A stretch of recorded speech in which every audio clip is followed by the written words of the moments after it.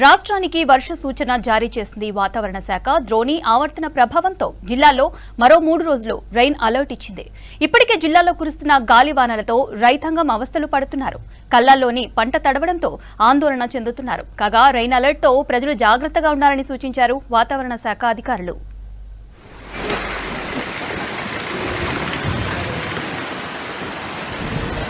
రాష్ట్రానికి rain alert ఇచ్చింది IMD. ద్రోణి ఆవర్తనం ప్రభావంతో 3 రోజులు వానలు కురిసే ఛాన్స్ ఉందన్నారు అధికారులు. గరిష్ట ఉష్ణోగ్రతలు 2-3 డిగ్రీలు తగ్గే అవకాశం ఉందని చెప్పారు. ఇక ఇప్పటికే రాష్ట్రంలో భిన్న వాతావరణం కొనసాగుతుంది.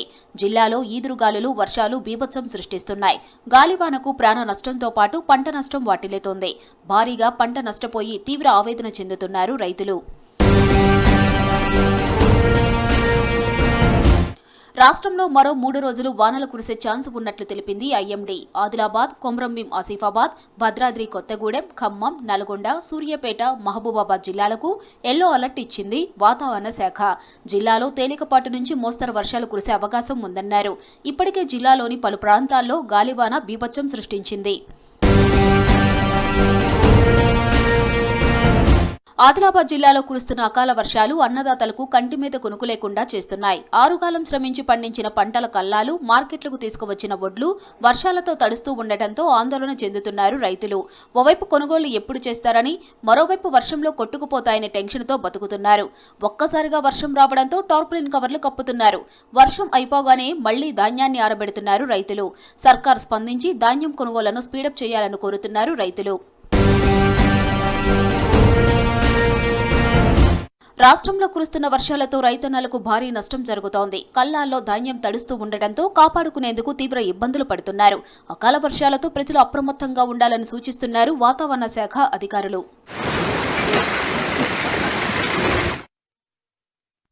Karimnagar Huzurabad MLA camp office దగ్గర ఉద్రిక్తత కొనసాగుతోంది. క్యాంప్ ఆఫీసుపై దాడికి బీజేపీ కార్యకర్తలు ప్రయత్నించారు. కర్రలు, రాళ్లతో ఎమ్మెల్యే క్యాంప్ ఆఫీస్పై దాడి చేయబోగా పోలీసులు అడ్డుకున్నారు. లాఠీచార్జ్ చేసి చెదరగొట్టారు. పోలీసులతో బీజేపీ కార్యకర్తలు గొడవకు దిగారు. దీంతో అక్కడ తీవ్ర తోపులాట జరిగింది.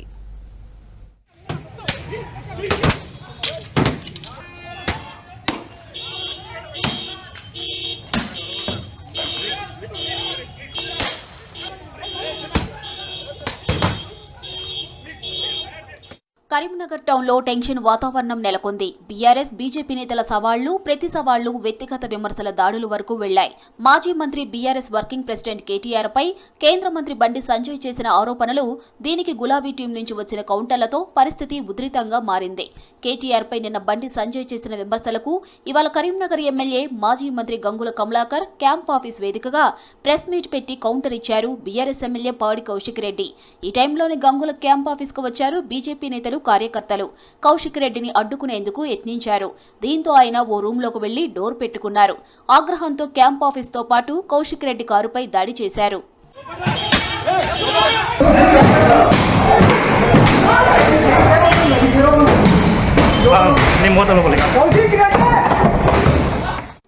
కేంద్ర మంత్రి బండి సంజయ్ అనుచరులు తనపై మర్డర్ అటెంప్ట్ చేశారని ఆరోపించారు బీఆర్ఎస్ ఎమ్మెల్యే కౌశిక్ రెడ్డి. బండి సంజయ్, రేవంత్ రెడ్డి ములాఖత్ అయ్యారని, జ్యువెలరీ షాపు దొంగలను ఎందుకు పట్టుకోలేదని విమర్శిస్తే దాడులు చేస్తారని ప్రశ్నించారు. తనపై దాడి చేయడానికి కరీంనగర్లోని రౌడీ షీటర్లందరూ వచ్చారన్నారు. తాను ఎక్కడా రెచ్చగొట్టే వ్యాఖ్యలు చేయలేదన్నారు. తనపై దాడి చేయడానికి వచ్చిన వారందరిపై కేసులు పెట్టాలన్నారు కౌశిక్ రెడ్డి. బండి సంజయ్ గారేమో హోమ్ మినిస్టర్, రేవంత్ రెడ్డి గారేమో ముఖ్యమంత్రి, తనే హోమ్ మినిస్టర్ తనే. ఇలా క్లియర్ గా ఇద్దరు కలిసి ఇలా నన్ను చంపాలనుకుంటారు. ఎందుకు? నేను చేసిన తప్పేంటిది? ఇలా బండి సంజయ్ గారిని ఏమడిగినా అది మాట్లాడే భాషనేనా అండి? మేము అనలేమా అండి? కేటీఆర్ గారు డ్రగ్స్ తీసుకుంటానని అంటాడు, అట్లా అనొచ్చా అండి? అది కరెక్టేనా? మేము కూడా రిటర్న్ అడిగినాము. మాకు కూడా నువ్వు తంబాకు తింటున్నావు కాబట్టి, అలా డ్రగ్స్ తీసుకొని తిన్నావు కాబట్టి సైడ్ ఎఫెక్ట్ తోని మీ ఎంటికలు ఊసిపోయినాయని మేము కూడా అన్నాం. మరి నువ్వు నీ నోటికి వచ్చినట్టు మాట్లాడినప్పుడు మా నోటికి వచ్చినట్టు మేము కూడా మాట్లాడతాం కదా. బీజేపీ నాయకులపై అనుచిత వ్యాఖ్యలు చేస్తే చూస్తూ ఊరుకోమన్నారు ఆ party state chief Ramachandra Rao. Telangana వచ్చిన తర్వాత బీఆర్ఎస్ నేతలు వ్యక్తిగత దూషణలకు దిగడం ఎక్కువైందన్నారు. కరీంనగర్లో బీఆర్ఎస్ ఎమ్మెల్యే కౌశిక్ రెడ్డి వ్యక్తిగత దూషణను ఖండించారు రామచంద్రరావు. పోనీ అని ఊరుకుంటే పదే పదే అలానే మాట్లాడుతున్నారని ఫైర్ అయ్యారు బీజేపీ స్టేట్ చీఫ్. గతంలో మాట్లాడినటువంటి బీఆర్ఎస్ నాయకులు చేసినటువంటి వ్యాఖ్యలను కూడా గుర్తు చేసుకోవాలి. అప్పుడు ఏదో పోనీలే అని చెప్పి ఊరుకుంటే మళ్ళీ అదే మాటలు మాట్లాడుతున్నారు బీఆర్ఎస్ నాయకులు. మరి దానికి తప్పకుండా రియాక్షన్ ఉంటుంది. ప్రజాస్వామ్యంలో బాధ్యతగా మనం మాట్లాడాల్సిన అవసరం ఉన్నది. తెలంగాణ వచ్చిన తర్వాత మీ భాషలు మీరు కొత్త భాషలు ఈరోజు తీసుకొస్తా ఉన్నారు. వ్యక్తిగతమైనటువంటి ఆరోపణలు చేస్తూ ఉన్నారు, అబద్ధాలు ప్రచారాలు చేస్తూ ఉన్నారు. కాబట్టి మీ అబద్ధాల ప్రచారాలకు, అబద్ధాల మాటలకు భారతీయ జనతా పార్టీ ఊరుకునేది ఉండదు. తప్పకుండా ఎవరి మీద, మా భారతీయ జనతా పార్టీ నాయకుల మీద అబద్ధాలు మాట్లాడినా భారతీయ జనతా పార్టీ తప్పకుండా దానికి రియాక్షన్ ఇస్తుంది. దానికి తప్పకుండా మేము అటువంటి ఒక దాన్ని తిప్పి కొడతామని చెప్పేసి కూడా ఆ ఒక ఎలిగేషన్స్ని, ఆ ఒక ఏవైతే దురుద్దేశంతో మాట్లాడిన మాటల్ని కూడా మేము ఖండిస్తాము. బండి సంజయ్పై కౌశిక్ రెడ్డి చేసిన వ్యక్తిగత ఆరోపణలతో క్షణికావేశంలో తమ నాయకులు దాడి చేసి ఉంటారని అంటున్నారు బీజేపీ జిల్లా అధ్యక్షుడు గంగాడి కృష్ణారెడ్డి. ఉదయం పాడి కౌశిక్ రెడ్డి నిర్వహించిన ప్రెస్ మీట్ లో బండి సంజయ్పై చేసిన విమర్శల తర్వాత కొద్దిసేపటికే పెద్ద ఎత్తున బండి సంజయ్ అనుచరులు, కార్యకర్తలు ఆఫీస్పై దాడి చేశారు. కారు అద్దాలు, ఫర్నిచర్, పూల కుండీలను ధ్వంసం చేశారు. ఎవరైనా సరే వ్యక్తిగత దూషణలు చేయటం మానుకోవాలన్నారు కృష్ణారెడ్డి. హైదరాబాద్ ప్రజల దురదృష్టంతో ఆయనను గెలిపిస్తే వాళ్ళను ఒకరు ఇవాళ అసహ్యించుకుంటున్నారు. మా ఎమ్మెల్యే ఈయనడా మా ఎమ్మెల్యే అని చెప్పి ఇవాళ ఇష్టానుసారంగా ఎవరు పడితే వాళ్ళనే మాట్లాడుతుంటాడు. ఇవాళ ఆయన ఒక కేటీఆర్ని ప్రసన్నం చేసుకోవడం కోసం ఇవాళ బండి సంజయ్ గారి గురించి వ్యక్తిగతంగా మాట్లాడారు. బండి సంజయ్ గారు నీలక వీళ్ళ వాళ్ళని పెట్టుకొని చూసుకొని రాలే. ఇవాళ ఇష్టానుసారంగా ఒక వీళ్ళ చిల్లర వీధి గుండా లెక్క, వీధి రౌడీ లెక్క ఎవరిస్తావు. ఇవాళ అందరి మీద మాట్లాడుతావు. ఇవాళ ఎవరి పడితే గవర్నర్ గురించి మాట్లాడినావు, ఇంతకుముందు మహిళల గురించి మాట్లాడుతావు, ఇలా ఒక మినిస్టర్ మీద మాట్లాడుతావు, తమిళసై సౌందర్యరాజన్ గురించి కూడా మాట్లాడండి. అప్పుడు రాష్ట్రం అంతా కూడా మహిళలు అందరూ కూడా ఎదురు తిరిగి చెప్పుతో కొట్టే పరిస్థితి వచ్చింది. కరీంనగర్లో బీఆర్ఎస్ బీజేపీ నాయకుల కోట్లాటలు హాస్యాస్పదమన్నారు కాంగ్రెస్ ఎమ్మెల్సీ అద్దంకి దయాకర్. బీఆర్ఎస్ బీజేపీపైకి కోట్లాడుతున్నా లోపల కలిసే ఉంటాయన్నారు. ప్రజలను కన్ఫ్యూజన్ చేయడానికి కోట్లాట డ్రామాలు ఆడుతున్నారని ఫైర్ అయ్యారు.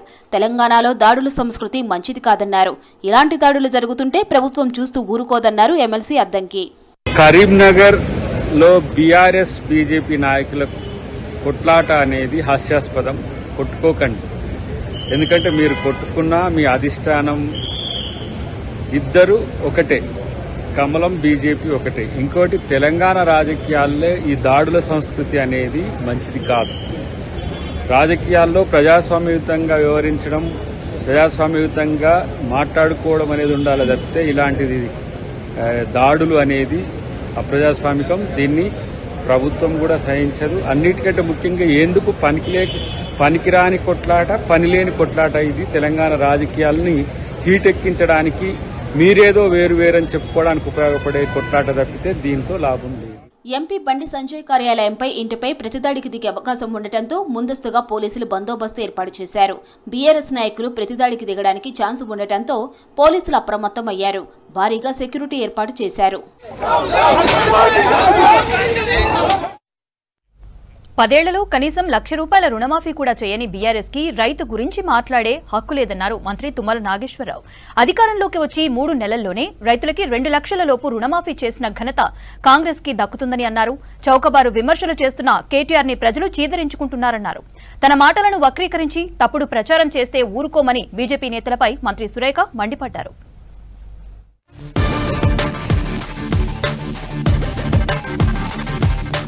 హనుమకొండలోని ఆర్ట్స్ కాలేజ్ గ్రౌండ్లో ప్రజాపాలన ప్రగతి ప్రణాళికలో భాగంగా 3 రోజులుగా నిర్వహిస్తున్న రాష్ట్ర స్థాయి మెగా రైతు మేళా ఇవాళ్టితో ముగిసింది. ఈ రైతు వారోత్సవాల్లో రాష్ట్ర వ్యవసాయ శాఖ మంత్రి తుమ్మల నాగేశ్వరరావు, రాష్ట్ర అటవీ, పర్యావరణ, దేవాదాయ శాఖ మంత్రి కొండా సురేఖ హాజరయ్యారు. వరంగల్ ఎంపీ కడియం కావ్య, ఎమ్మెల్యేలు నాయని రాజేందర్ రెడ్డి, కేఆర్ నాగరాజు, గండ్ర సత్యనారాయణరావు, శ్రీహరి, హనుమకొండ మరియు వరంగల్ జిల్లా కలెక్టర్లు చాహద్ బాజ్పాయ్, డాక్టర్ సత్యశారద, వ్యవసాయ అనుబంధ శాఖల ఉన్నతాధికారులు పాల్గొన్నారు. ఈ సందర్భంగా ఏర్పాటు చేసిన స్టాల్స్ ను మంత్రులు సందర్శించారు.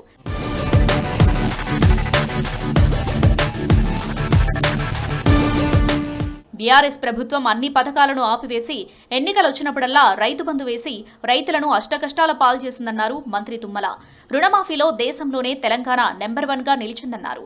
10 ఏళ్లలో 69,000 కోట్లు వాళ్లు వేస్తే 2 ఏళ్లలో కాంగ్రెస్ సర్కార్ 30,000 కోట్లు జమ చేశామని అన్నారు. కేంద్ర ప్రభుత్వం రైతుల సంక్షేమంకు సహకరించడం లేదని మంత్రి కొండా సురేఖ అన్నారు. జై శ్రీరామ్ అంటే పథకాలొస్తాయని మాట్లాడిన మాటలను వక్రీకరించారని, మేము హిందువులమే, రాముడిని అందరినీ పూజిస్తామని, ఇంటి నుండి బయటకొచ్చేటప్పుడు దేవుడికి దండం పెట్టుకుని నేను బొట్టు పెట్టుకునే వస్తానని సురేఖ అన్నారు.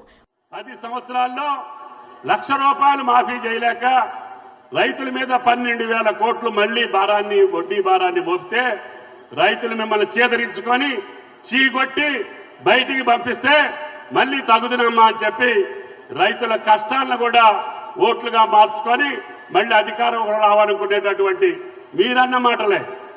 మీరు నిన్న ఆ వేదిక మీద నుంచి మాట్లాడినటువంటి చౌకబారు మాట్లాడబుద్ధి కావట్లేదు. రుణమాఫీలో మీరే బట్టే బాసుగాళ్ళు. ఏ ఒక్క రైతు కూడా ₹1,00,000 సరైన సమయంలో రుణమాఫీ చేయలేదు. రోజు మరి తెలంగాణను చిన్న చూపు చూస్తున్నప్పుడు తప్పకుండా మేము కామెంట్ చేస్తాము.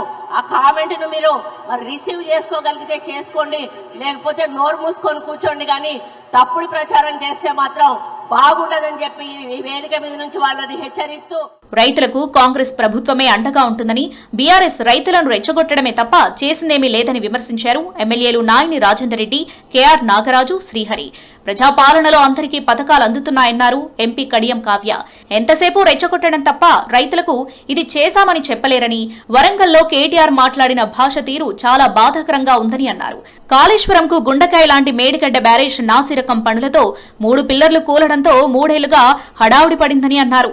దాదాపు 3 సంవత్సరాలుగా ఒక చుక్క నీటిని కూడా మేడిగడ్డ బ్యారేజ్ నుంచి మనం లిఫ్ట్ చేయలేదు.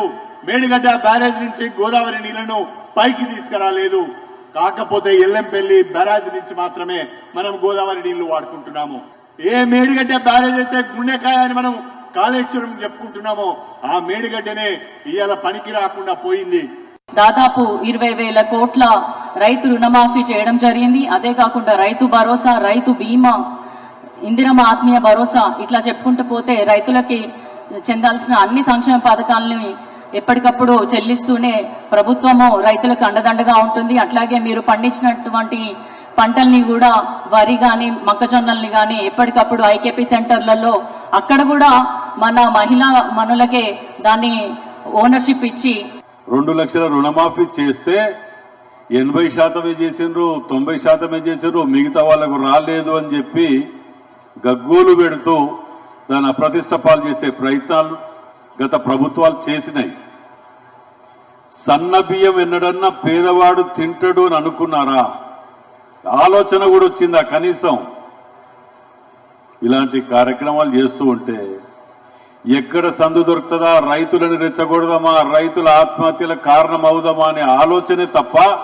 వచ్చిన కేటీఆర్ గారు మరి ఈ తెలంగాణ గడ్డ పోరుగడ్డ, మరి పోరుగడ్డనే కాదు రాణి రుద్రమాదేవి లాంటి వాళ్ళు, మరి భద్రకాళి తల్లి అసలు ప్రాంతం ఇది. మరి ఇక్కడ ఆయన ఓడిపోయిన బాధతో తన కడుపులో ఉన్న విషయాన్నంతా కూడా కప్పుకున్నాడు. కానీ రైతులకు ఏనాడు కూడా మేలు చేసింది లేదు. మరి రైతులకు భరోసా ఇచ్చి రైతు రుణమాఫీ చేసిన గొప్ప ప్రభుత్వం కాంగ్రెస్ ప్రభుత్వం. ఈ సందర్భంగా పలువురు రైతులు తమ పంటల వైవిధ్యీకరణ, ప్రత్యామ్నాయ పంటల సాగు, ఆధునిక వ్యవసాయ పద్ధతులు తదితర అంశాలపై తమ అనుభవాలు వివరించారు. కాలంతో పాటు వ్యవసాయంలో ఆధునిక పద్ధతులు పాటిస్తూనే ఆర్గానిక్ సాగు వైపు మొగ్గు చూపాలని, ఆయిల్ ఫామ్ లాభసాటిగా ఉంటుందని తెలిపారు.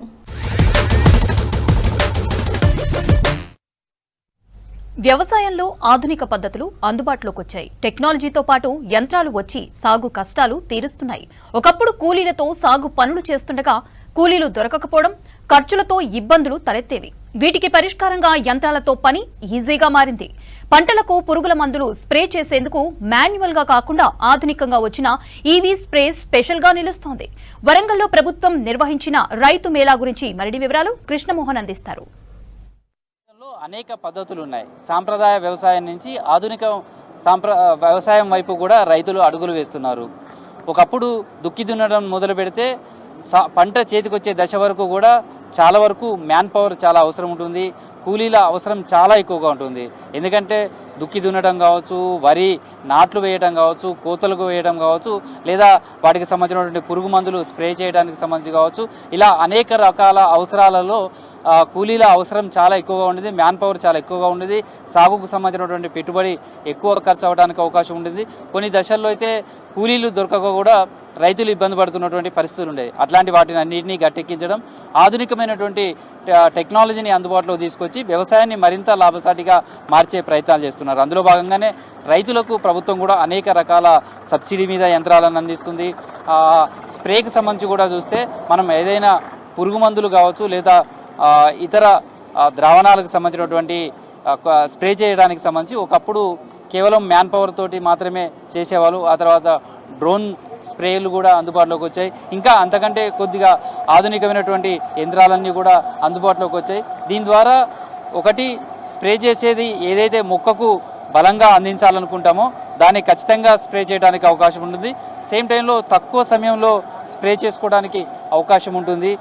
తర్వాత మ్యాన్ పవర్ లేకుండానే చాలా ఖర్చు తగ్గించుకోవచ్చు.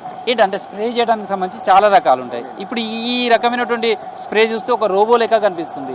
ఇది ఎట్లా పనిచేస్తుంది? సో ఇదేంటంటే ఇది కంప్లీట్గా electric self propel boom sprayer అంటారండి దీన్ని. సో ఇది కంప్లీట్గా ఈవీ వెహికల్ అనమాట. సో ఇది వచ్చేసి మనకి ఈ స్ప్రేయింగ్ అనేది ఏంటంటే ఇది మనకి కిందకే స్ప్రే చేస్తాం అనమాట. ఇది ఇప్పుడు ఈ బూమ్ స్ప్రేయర్ ఏదైతే ఉందో ఇది ఈ స్ప్రే అనేది మనకి హైట్ అడ్జస్టబుల్ అనమాట. ఇప్పుడు మనకి అడుగున్నర ఎత్తు నుంచి 6 అడుగుల ఎత్తు వరకు ఈ బూమ్ అనేది అడ్జస్టబుల్ అనమాట మనకి. సో ఇది వచ్చేసి మన మెట్ట పొలాలన్నింటికి వాడుకోవచ్చు. సో ఈ స్ప్రేయర్ వల్ల ఉపయోగం ఏంటంటే లైక్ ఇది ఒక్కసారి ఛార్జింగ్ పెడితే మనకి 30 నుంచి 35 ఎకరాల స్ప్రేయింగ్ అనేది చేసుకోవచ్చు. జనరల్గా పొలంలోకి వెళ్ళడానికి అంటే ఏ చేలకు ఇది అంటే వరికి అయితే పనిచేస్తుందా లేకపోతే మిగతా పంటలకు ఎట్లా చేస్తుంది? మనకి పత్తి, మిరప, శనగ, మొక్కజొన్న, మన మెట్ట పొలాలు అంటారు కదండి, అట్లాంటి వాటికి అనేది వాడతారనమాట ఎక్కువ. ఎట్లా స్ప్రే చేయడానికి సంబంధించినటువంటిది ఎట్లా ఉంటుంది మిగతా స్ప్రే చేసేదానికును దీనివల్ల ఎట్లాంటి ఉపయోగాలు ఉంటాయి? ఇప్పుడు వేరే మీరు చూసుకుంటే డ్రోన్ స్ప్రేస్ కానీ చూసుకుంటే మనకి ఏంటంటే మొక్క చిన్నతనంలో ఉన్నప్పుడు ఏంటంటే డ్రోన్ స్ప్రేయింగ్ అనేది చేయడం కుదరదు అనమాట. ఇది అట్లా కాకుండా మన ఇది మనకి అడుగున్నర నుంచి 6 అడుగులు హైట్ అడ్జస్టబుల్ కదా. సో దీనివల్ల ఏంటంటే మొక్క ఎంత అయితే హైట్ ఉంటుందో ఆ హైట్కే మనం పెట్టుకుని డైరెక్ట్గా మొక్క మీద పడేటట్టే మనం స్ప్రే అనేది చేసుకోవచ్చు అనమాట ఈ బండితో. సో కొన్నేమో భూమి లోపలనే వేయాలంటారు, అంటే మొక్క ఎక్కడైతే నేల ఉంటుందో అక్కడ. కొన్నేమో ఆకులకు రకరకాల డిసీజ్ వచ్చినప్పుడు ఆకులకు ఆ స్ప్రే చేయాలంటారు. అట్లా ఆ అడ్జస్టబుల్ ఎట్లా ఉంటుంది అసలు? సో ఇదేంటంటే ఇప్పుడు మీరు నాజిల్స్ ఏదైతే చూసుకున్నారో దీనికి 2 రకాల నాజిల్స్ ఉన్నాయండి. ఒకటి టాప్ కాన్, ఒకటి హాలోకాన్ అంటారు. సో మన మొక్క యొక్క ఎదుగుదలను బట్టి కానీ మన మొక్క యొక్క సైజుని బట్టి కానీ మనం ఈ నాజిల్స్ అనేవి వాడుకోవచ్చు అనమాట. సో ఇట్లా తిప్పితే మనకి స్ప్రే అనేది రాదు.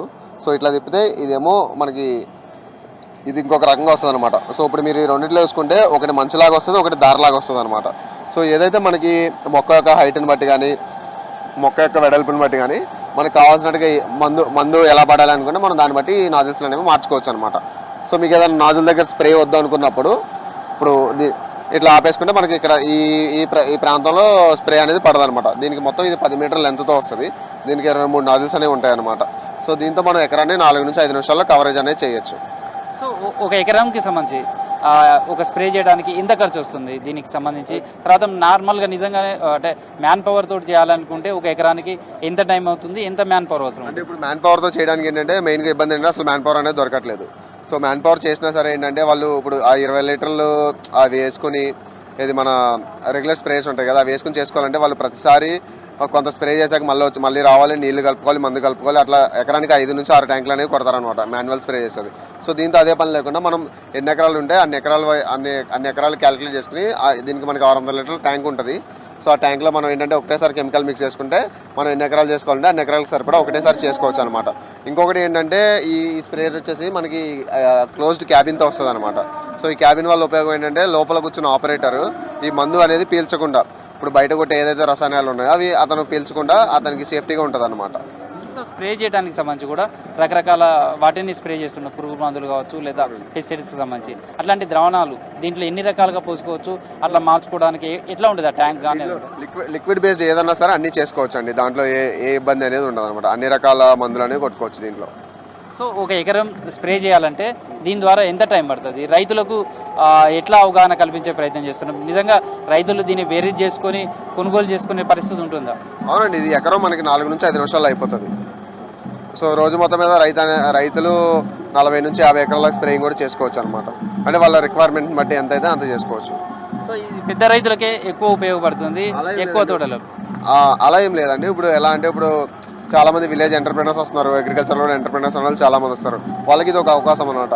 ఎట్లా అంటే ఇప్పుడు తీసుకుని ఆ లీజ్కి తిప్పుకోవచ్చు అనమాట. ఇప్పుడు ఊర్లో చిన్న రైతులు అనే వాళ్ళు చాలా మంది ఉంటారు. అట్లాంటి వాళ్ళకి ఎవరో ఒకరు స్ప్రే సర్వీస్ అని అందించాలి. సో ఇది కొనుక్కున్న వాళ్ళు ఓన్లీ వాళ్ళ పొలానికి కాకుండా పక్కన పొలాలకు కూడా సర్వీస్ లాగిస్తే సో ఎకరానికి ఇంత అని చెప్పి ఛార్జ్ చేసుకుని తీసుకోవచ్చు అనమాట. సో ఎలక్ట్రికల్ అంటే ఇది ఎట్లా, దీని ఛార్జింగ్ ఎట్లా ఉంటుంది, దీని రేట్ ఎట్లా ఉంటుంది, ఇది ఎట్లా ఉంటుంది సార్, దీని గ్యారంటీ కానీ ఇవన్నీ? ఇది ఒకసారి ఛార్జింగ్ పెడతానికి మనకి 4 నుంచి 5 గంటల సమయం అనేది పడుతుందండి. మనకి ఛార్జింగ్ యూనిట్ల పరంగా చూసుకుంటే 20 నుంచి 22 యూనిట్ల దాకా ఛార్జింగ్ అనేది కావాల్సి వస్తుంది దీనికి. దీంట్లో ఎన్ని రకాల మాడిఫైస్ ఉంటాయి, ఎన్ని ఉన్నాయి దీంట్లో? ఇది ఒకటే రకమనా ఎట్లా ఉంటుంది? లేదు, దీంట్లో మా దగ్గర ప్రస్తుతానికి ఇది ఒకటే మోడల్ ఉందండి. ఇది 600 లీటర్ ట్యాంక్తో వస్తుంది. ఏదండి రేటు 15 లక్షల దాకా పడుతుందండి. ఇది దాదాపు 15 లక్షల దాకా పడుతుంది. ఇది సో వాళ్ళకి ట్రైనింగ్ ఇస్తారా ఎట్లా? మేము అదే ఎవరైతే రైతులు స్ప్రేయింగ్ అనేది తీసుకోవాలనుకుంటున్నారో వాళ్ళకి ఆపరేషన్ పరంగా అంతా ట్రైనింగ్ అనేది ఇస్తాము. సో ఇదేంటంటే ఎలక్ట్రిక్ కాబట్టి ఇంకా మన రెగ్యులర్ ఉన్న మిషన్స్ కన్నా ఇంకా తోలడం అనేది ఇంకా నేర్చుకోవడం అనేది చాలా ఈజీ ప్రాసెస్ ఉంటుంది అనమాట. ఇది పొలాల మధ్యలోకి ఎట్లా పోతుంది అంటే పొలం మధ్యలోకి వెళ్ళడానికి ఉంటుంది కదా, దాని ఎట్లా దాని హైట్ మొక్కలు అవన్నీ ఉంటాయి కదా. ఇది వచ్చేసరికి మనకి 4 వీల్ స్టీరింగ్ 4 వీల్ డ్రైవింగ్ వస్తుందండి. ఎప్పుడైనా పొలం దగ్గర టర్నింగ్లో కానీ పొలంలో దిగినాక మనకి ఈ రోడ్ నుంచి పక్క రోడ్కి వెళ్తాం లోపల మొక్కలు తొక్కడం అనేది చాలా తక్కువ ఉంటుంది అనమాట. మీరు చూసుకుంటే ఈ సన్న టైర్లు ఉన్నాయి కదా, సో ఇదేంటంటే మనకి మధ్యలో ఉన్న స్పేస్లో ఈజీగా ఫిట్ అయిపోతాయి. సో ఫిట్ అయిపోయి వెళ్ళినప్పుడు మళ్ళీ టర్నింగ్ తిరిగేటప్పుడు కూడా ఇప్పుడు ట్రాక్టర్లు వీటితో వెళ్తే ఏంటంటే ఆ టైర్లు అనేవి ఎక్కువ ఉండటం వల్ల ప్లస్ ఆ టర్నింగ్ రేడియస్ అనేది ఎక్కువ ఉండటం వల్ల మొక్కలు అనేవి ఆ కార్నర్లో ఉన్న ప్లాంట్స్ అనేవి డ్యామేజ్ అవుతుంటాయి. దీంట్లో అట్లా కాకుండా ఈ 4 wheel driving and 4 wheel steering ఉండడం వల్ల ఏంటంటే ఏదైతే టర్నింగ్ రేడియస్ ఉంటుందో దాన్ని మనం తగ్గించి ఆ కార్నర్లో మొక్కలు తొక్కడం అనే దాన్ని తగ్గించవచ్చు అనమాట మనం. దీనివల్ల రైతుకి ఏంటంటే ఆ పంట అనేది నష్టం కాకుండా ఉంటుంది. సో మొత్తానికి అయితే ఆధునిక యంత్రాలు ఏవైతే ఉన్నాయో అవన్నీ కూడా రైతులకు అవగాహన కల్పించడం, వాటి ఆధునిక వ్యవసాయం వైపు అడుగులు వేసే విధంగా కూడా ఈ మేళాలో రైతులకు అవగాహన కల్పించే ప్రయత్నం చేస్తున్నారు. ఇదైనటువంటి స్ప్రే ద్వారా 5 నిమిషాల లోపలే 1 ఎకరానికి సంబంధించి కూడా స్ప్రే చేసుకోవచ్చు. చిన్నపాటి రైతులు కొనుగోలు చేస్తే ఆ గ్రామంలో ఉన్నటువంటి మిగతా రైతులకు కూడా స్ప్రే చేసుకోవడం ద్వారా ఆదాయం పొందడానికి కూడా అవకాశం ఉంటుంది అనేది చెప్తున్నారు. చూడొచ్చు, ఇట్లా ఎన్నో రకాల ఆధునిక యంత్రాలన్నీ కూడా రైతులకైతే అందుబాటులోకి వస్తున్నాయి. వ్యవసాయాన్ని మరింత మోడరైజేషన్ చేసేందుకు ఈ యంత్రాలన్నీ కూడా పనిచేస్తాయని చెప్పుకోవచ్చు. Video journalist Dashrath, Krishnamohan, V6 news, Warangal.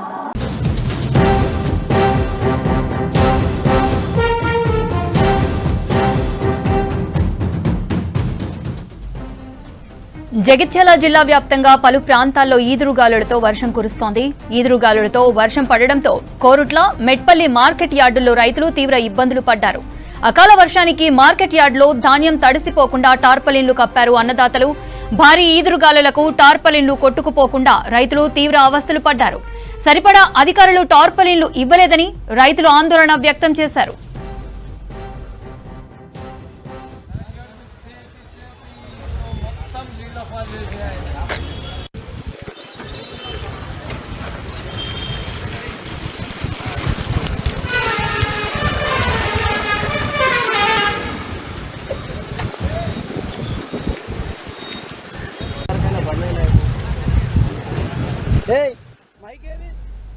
Jagtial జిల్లా వ్యాప్తంగా పలు ప్రాంతాల్లో ఈదురుగాలులతో వర్షం కురుస్తోంది.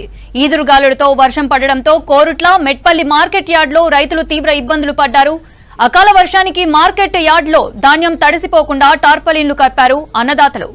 భారీ ఈదురుగాలులకు టార్పలిన్లు కొట్టుకుపోకుండా రైతులు తీవ్ర అవస్థలు పడ్డారు. సరిపడా అధికారులు టార్పలిన్లు ఇవ్వలేదని రైతులు ఆందోళన వ్యక్తం చేశారు.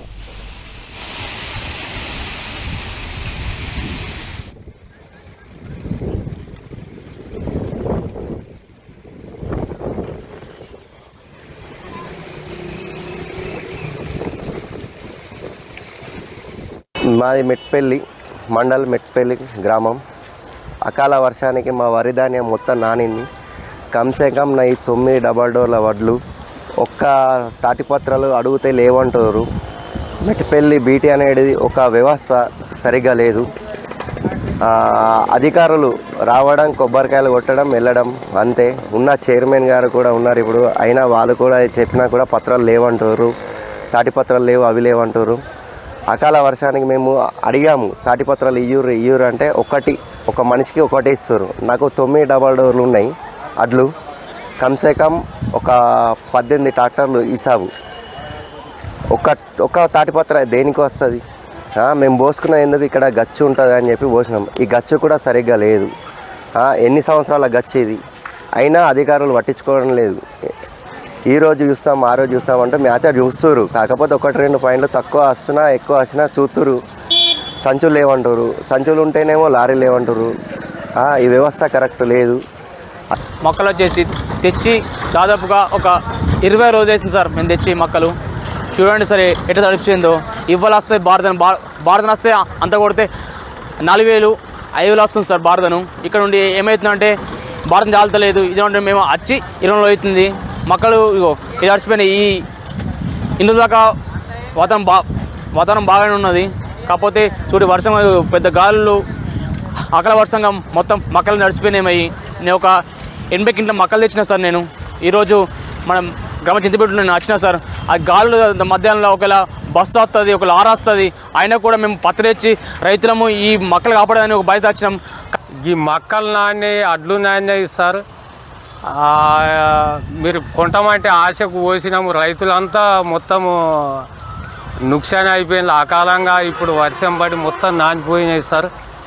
మీరు ఏదో ఒకటి వేసి ఇవి కొనేటట్టు మీరు చూడగలరు. కౌశిక్ రెడ్డిపై దాడి సభ్య సమాజానికి సిగ్గుచేటు అన్నారు బీఆర్ఎస్ రాష్ట్ర ప్రధాన కార్యదర్శి జీవన్ రెడ్డి. కాంగ్రెస్ బీజేపీ కుమ్మక్కు రాజకీయాలతో బీఆర్ఎస్ ని అణచివేయలేరని చెప్పారు. ఉన్నది మాట్లాడితే కేంద్ర మంత్రి బండి సంజయ్ ఎందుకు ఉలికి పడుతున్నారన్నారు. విమర్శకు ప్రతి విమర్శ చేయాలి కానీ దాడులు చేయటం సరికాదన్నారు. సీఎం రేవంత్ రెడ్డి బండి సంజయ్ కుమ్మక్కై రాష్ట్రంలో గన్ కల్చర్ తెచ్చారని ఆరోపించారు. అమిత్ షా ఉగ్రవాదాన్ని అణిచివేశామని చెప్తుంటే కరీంనగర్లో బండి సంజయ్ ఉగ్రవాదాన్ని ప్రోత్సహిస్తున్నారని తెలిపారు జీవన్ రెడ్డి. కేంద్ర హోంశాఖ సహాయ శాఖ మంత్రులు బీఆర్ఎస్ పార్టీ కార్యనిర్వాహక అధ్యక్షులు కేటీఆర్ గారిపై అసందర్భంగా వాళ్ళు ఏదైతుందో మీరు విమర్శ అనేది సభ్య సమాజం దాన్ని ఆకట్టుకునే విధంగా ఉండాలి. ప్రెస్ కాన్ఫరెన్స్ అంతా అయిపోయిన తర్వాత ఇట్లే పాత్రికేయ సోదరులు ఇలా బండి సంజయ్ గారు ఏదో కామెంట్ చేసిందని చెప్పని కేటీఆర్ గారిని అడిగింది. అడిగితే కేటీఆర్ గారు ఇన్రియాక్టివ్ ఏదైతున్నదో బండి సంజయ్ గారికి రేవంత్ రెడ్డి గారి మీద మాట్లాడే ధైర్యం అయితే లేదు. రేవంత్ రెడ్డి గారికి బండి సంజయ్ గారికి అంతర్గతంగా ఏం ఒప్పందాలు నడుస్తున్నాయో ఏంటియో వాళ్ళకి తెలియాలి. మరి కాందిశీకుల భూములకు సంబంధించిన అంశమా, అది ఏ అంశం, ఏ విధంగా వరకు అంతర్గతంగా ఒప్పందాలు కొనసాగడం జరుగుతుందో నేను సందర్భం వచ్చినప్పుడు నేను బహిర్గతం చేస్తా అని చెప్పాను. దానికి బండి సంజయ్ గారు ఏదైతుందో ఉన్నది మాట్లాడితే ఉలికి పడ్డట్టు ఏదైతుందో ఐదు ఆయన దొంగతనం బయట పెట్టినట్టు. కానీ అంటే అసలు ఆయన మాట్లాడే భాష మేము మాట్లాడాలంటే కూడా మాకు మనసు రావటం లేదని చెప్పంటున్నాను నేను. ఆ డ్రగ్స్ తీసుకొని మాట్లాడుతుండా లేక ఏదైతుందో అంటే మానవత్వం ఉన్నటువంటి ఒక ఏ మనిషి కూడా మాట్లాడాయని చెప్పి అంటున్నాను. అలానే బండి సంజయ్ గారు కేటీఆర్ గారి మీద మాట్లాడిన మాటలు భాష మానవత్వం ఉన్నటువంటి యొక్క ఏ ప్రజాప్రతినిధే కాదు ఏ మానవుడు కూడా మాట్లాడేటువంటి ఒక భాష ఉపయోగించిందని చెప్పండి. అదే వేళ కౌశిక్ రెడ్డి గారు ఏదైతే ఉందో ఇవాళ గంగుల కమలాకర్ గారి క్యాంప్ ఆఫీస్ లోపల వీళ్ళ ఉమ్మడి జిల్లా కేంద్రంలో పట్ట పగలు మిట్ట మధ్యాహ్నం ఇదే హోంశాఖ సహాయ మంత్రి క్యాంప్ ఆఫీస్ పరిసరాలలో గన్ కల్చర్తో దోపిడీ జరిగితే వాళ్ళు ఎవరు కూడా ట్రేస్ అవుట్ చేసింది లేదు. 5 రోజులు గడుస్తుంది. చెన్నూరు క్యాంప్ ఆఫీస్ లో మంత్రి వివేక్ వెంకటస్వామి మాట్లాడుతున్నారు. లైవ్ లో చూద్దాం.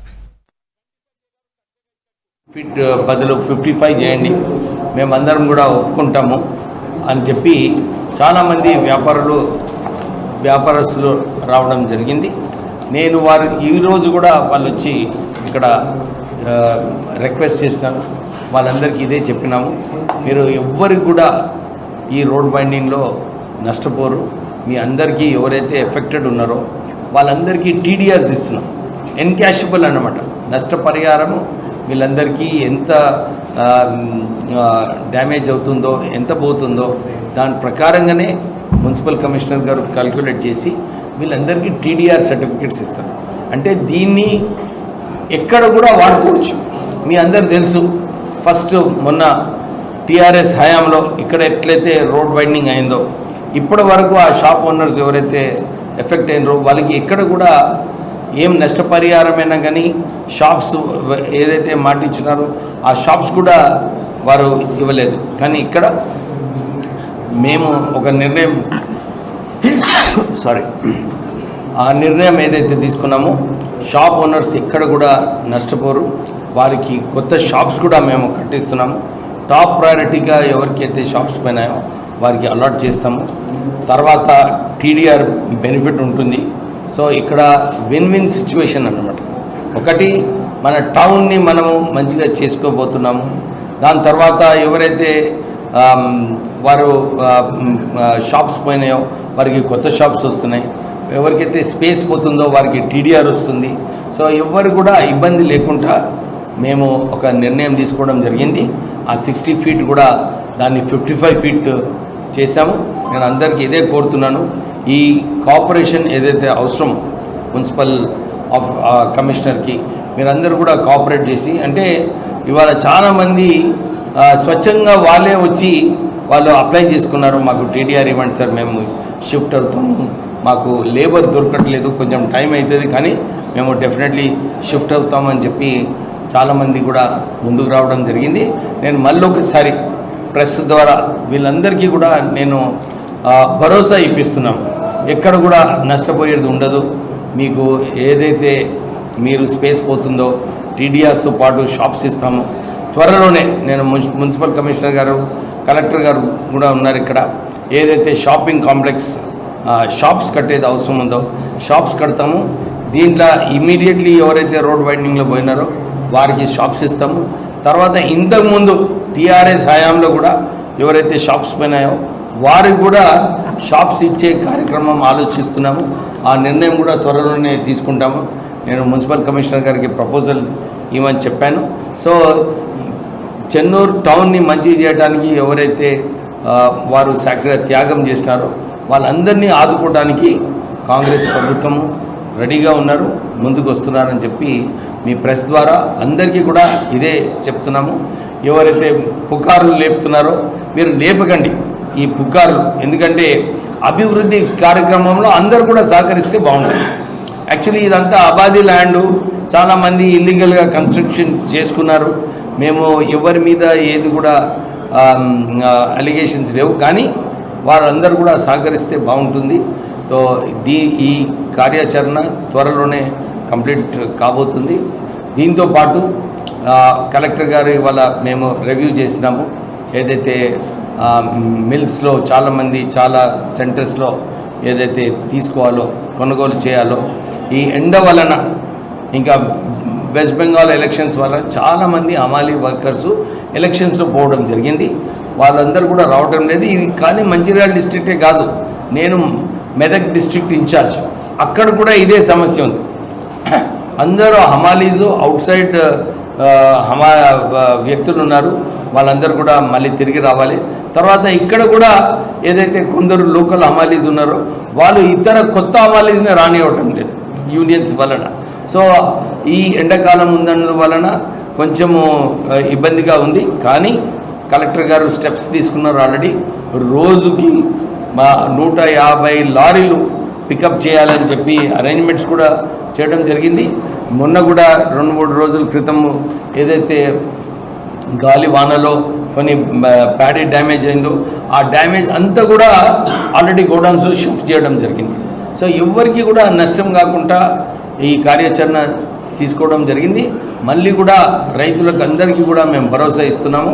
ఏదైతే record production, record procurement, last year record procurement అయింది.